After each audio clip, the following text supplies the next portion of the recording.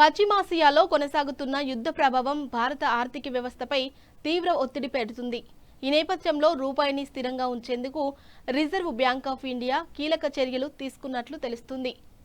Bloomberg economics విశ్లేషణ ప్రకారం RBI తన బంగారం నిల్వలలో భాగాన్ని విక్రయించి విదేశీ మారక ద్రవ్య నిల్వలను కాపాడేందుకు ప్రయత్నం చేసి ఉండవచ్చని పేర్కొంది.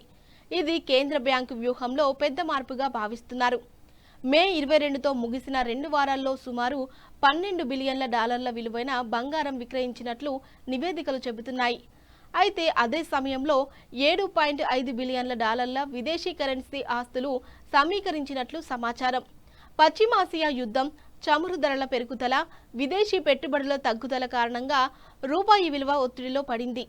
ఈ క్రమంలో డాలర్తో పోలిస్తే రూపాయి ఆల్ టైమ్ కనిష్టానికి చేరినట్లు నివేదికలు సూచిస్తున్నాయి.